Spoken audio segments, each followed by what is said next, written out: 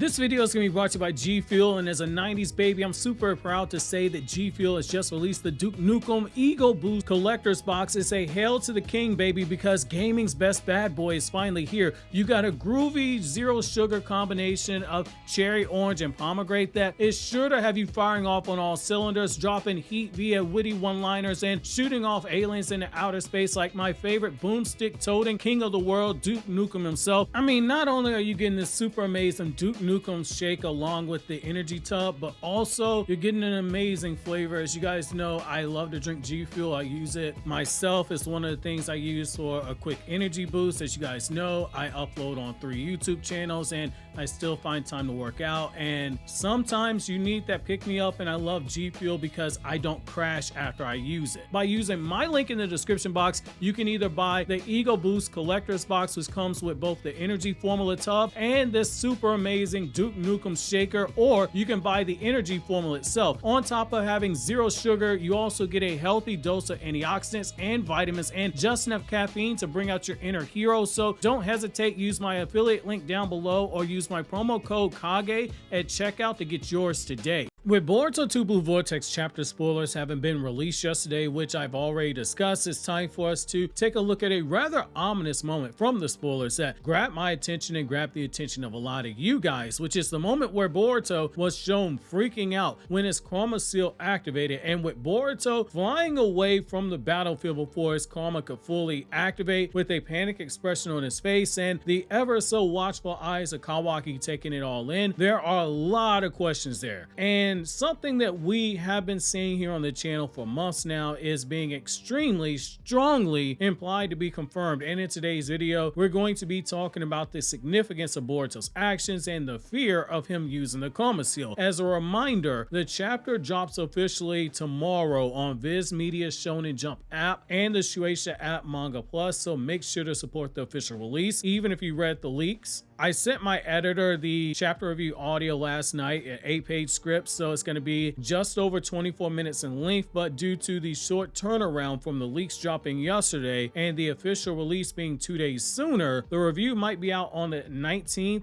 instead of the 18th, so I thank you for your patience if that ends up being the case. Now, back to Boruto. We have a major set of things we gotta discuss here, because Boruto 2 Blue Vortex Chapter 9 has confirmed for us that Boruto has been purposely going out of his way to not use the Kurama seal, and this chapter has laid it on super thick as a result, letting us know that Boruto is indeed a ticking time bomb that we need to be cautious with, because his Kurama seal and his fear of using it, it just joined the ever-growing set of list of Chekhov's guns that we have in the Boruto story right now, which is that at some point the story is going to be in a situation where that gun has to be fired off, and it's poetic that just as we got a first major shot in Boruto 2 Blue Vortex shot off with Kurama manifesting inside of Himawari, we're now getting Boruto and Momoshiki's problem being teased in the narrative itself. The idea of Boruto still being unable to maintain control of Momoshiki's power during the time skip, it is something that raises the stakes in a very major way, because it humanizes Boruto's character in a way that is severely needed, because it keeps him very much grounded. One of the issues that so many people had with Boruto early on was the fact that the guy was a baby Minato, learning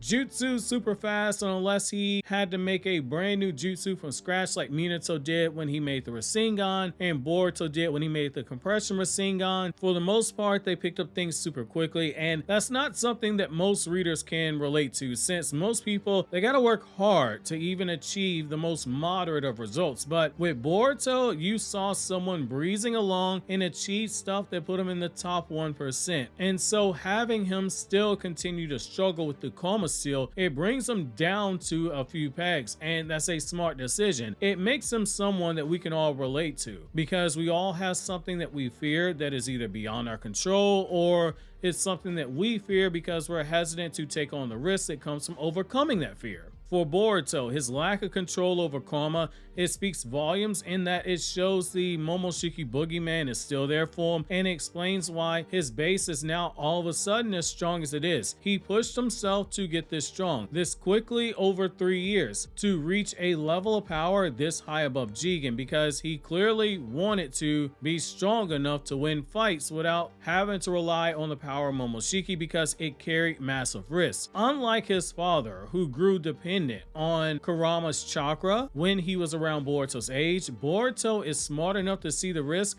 of opening a proverbial Pandora's box that he cannot control, and he's refusing to let things get to that point, which means that there is still some trauma built into Boruto's heart from what's happened in the past. And despite so many people being upset that Boruto hasn't been able to control karma, I love the decision a lot. This power is what destroyed his sensei's prize Rinnegan. This power is what was almost used to kill his own father, who basically was pulling a Fugaku. Just as Fugaku refused to fight his son to the death, Naruto was refusing to fight Boruto, even with Momoshiki controlling Boruto's body. This power was used to free Kawaki when Sasuke was going to drive his sword into Kawaki's neck if he continued resisting. Despite all his boasts and his claims that he made in chapter 69, where he said that he felt something was different and he could control Momoshiki's power better, the fact is that he couldn't, and the super brilliant genius that Boruto is quickly realized that Amado was right. They were and are in uncharted territory, and it was in his best interest to continue taking the Byakugan suppressant drugs in order to suppress Momoshiki's influence. The big problem with that, though, is that it's something he learned a little too late. Now we're in the situation where Boruto, he might have accomplished his goal to gain power to take on Jigen plus level threats on his own in his base, and his presence at Orochimaru's hideout with Kashi and Koji, it definitely implies that this guy, he's been cooking up something to his plan to combat the Shinju, and most importantly, combat Kawaki and Code. But it's a double-edged sword, because the stronger Boruto's base has become, the stronger he gets when he starts stacking Momoshiki's power on top of that already super strong base. And the issue with that is that when Momoshiki inevitably does hijack his body, Momoshiki is now in possession of a nuclear warhead and an extended control of Boruto's body until Boruto's able to wrestle control back from Momoshiki, which is easier said than done. When you just sit back and you think about it, Boruto's had a very busy day since he's returned to the village, and we know that the risk of Momoshiki taking over is directly correlated to Boruto's chakra reserves, and we start seeing signs of it beginning to affect him in the chapter that drops tomorrow, because he's shown resting and trying to recover his strength. We see him looking super worried at his karma seal, and when he goes to Konoha and begins fighting Kawaki, the moment that his karma seal cuts on, the toad on his shoulder, which Kashi and Koji was using to monitor everything, it begins to start freaking out because of the resonance and orders Boruto to get away, and all signs are pointing towards the fact that Boruto is not able to control Momoshiki. The Kawaki and Boruto resonance, it is still a very, very, very dangerous thing. We saw what it did in Boruto Naruto Next Generation. The constant interaction and resonance caused both of their Susukifications to speed up at a much faster rate than anticipated, enough to the point that even Ishiki, when he was controlling Jigen's body, was shocked when Kawaki produced Ishiki's horn, and Ishiki found himself openly questioning how far along Boruto was and how much of Momoshiki's power was Boruto able to channel, again implying that Boruto, due to the resonance with Kawaki, he was progressing way too fast. If Kashi and Koji is freaking out over the resonance now, the only thing we can say is that there might very well be something else concerning karma that we as the audience have not been made aware of yet. But Boruto being in the presence of Kawaki, it might lead to a major landmine in the future. That makes for a very good conflict right now, and it gives the story a few avenues that it can go down. We have room for a short flashback concerning Boruto with his time with Kashi and Koji, how he met Koji, and why they went to see Orochimaru. It gives us a chance to see what Kashi and Koji learned during the time skip that gets them so concerned about Boruto suddenly using karma. It gives us a chance to build towards that moment where Momoshiki takes control and simultaneously answers the question that so many of us have been asking, which is, where was Momoshiki this entire time? Because he hasn't even been mentioned throughout part 2 of the story. despite him being such a crucial piece at the end of Boruto Naruto Next Generations. When you have that proverbial axe that is swinging over Boruto's head, it makes you wonder what kind of training did Boruto undergo with Sasuke for the year that he trained with Sasuke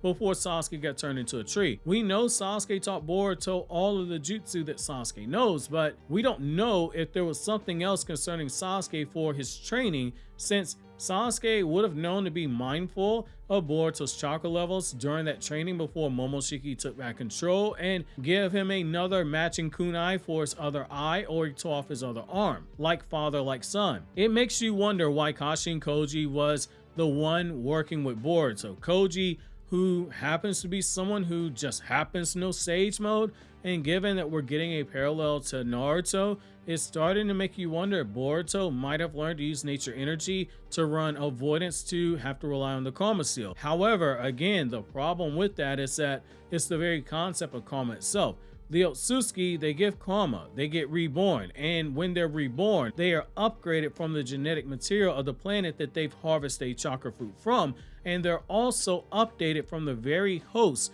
they use for karmic revival. Very similar to Orochimaru with his living corpse jutsu, where he takes over a body and is able to keep his own body and his own natural stats while adding the addition of whoever it is he takes over, which would have made him unstoppable had he taken over Sasuke or Itachi like he initially wanted to. Is that why Boruto and Koji went back to Orochimaru to find an answer to their Momoshiki problem? Boruto getting so scared and Kashin Koji panicking at the sight of Boruto's karma spreading, and Kawaki flat out wondering if Boruto's able to use karma, it sets the stage for something monster to happen in terms of plot twists, and it further adds to the dilemma that readers have due to the usage of dramatic irony, which is we as readers, we're rooting for Boruto because he's the main character. He's the guy who we have been so strongly invested in, but that doesn't change that Kawaki's right when he says that he is a threat